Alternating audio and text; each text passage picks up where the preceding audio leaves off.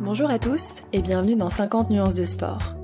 Moi, c'est Rosanne et je suis ravie d'enregistrer ce premier épisode qui sera, je l'espère, le premier d'une longue série.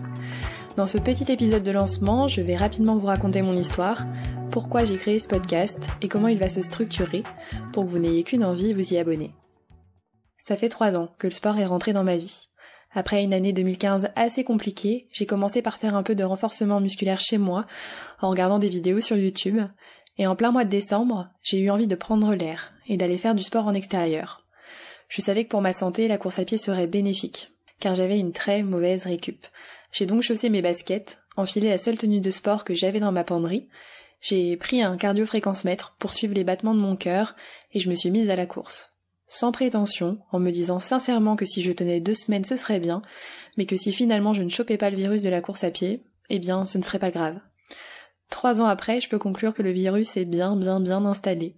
Et il s'est propagé puisque je me suis intéressée à de nombreux autres sports depuis, comme la natation, le yoga, le cyclisme, la randonnée et plus récemment la musculation.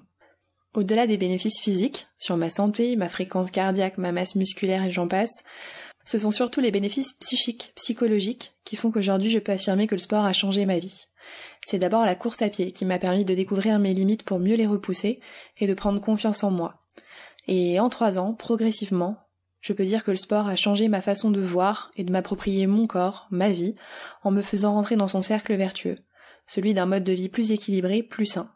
Car lorsque l'on fait du sport par envie, on finit par mettre de la conscience sur plusieurs éléments qui gravitent autour de l'hygiène de vie, l'alimentation, la récupération, le développement personnel. Aujourd'hui, j'ai envie que le plus de personnes vivent ça, le comprennent et se mettent ou continuent de faire du sport pour de bonnes raisons. Car il n'y a pas une seule bonne façon de faire du sport, un seul sport qui serait le sport parfait, ni un seul objectif qui vaille. Et lorsque l'on fait du sport pour soi, notre vie peut en être véritablement transformée, bien au-delà des quelques kilos perdus avant l'été. Pour vous en convaincre, quoi de mieux que d'entendre des personnes déjà convaincues vous raconter leur histoire, vous partager leur vision du sport, ou encore une expérience qui les a marquées. On y vient, le podcast. C'est le format qui m'a semblé le plus adapté pour ça. Je vais donc vous proposer toutes les 2 semaines des épisodes sous forme d'échanges avec des sportives et des sportifs passionnés qui, via leurs témoignages et via le simple son de leur voix, vont vous transmettre cette passion qui les anime et vous montrer la diversité des pratiques, des objectifs et des expériences que le sport permet. J'espère que ce format vous plaira et vous inspirera. Si vous écoutez d'autres podcasts, vous entendez souvent que le meilleur moyen d'aider et de soutenir ceux qui les conçoivent, c'est de mettre une note et de préférence 5 étoiles sur l'application podcast où vous pouvez aussi laisser un commentaire. Dans mon cas, ça contribuera non seulement à ce que le plus de personnes l'écoutent, mais ça me permettra aussi de bénéficier de plus de visibilité et de légitimité pour inviter de nouvelles personnes à venir vous partager leur histoire. D'ailleurs, n'hésitez pas à me dire dans les commentaires quelles personnes vous aimeriez que j'invite.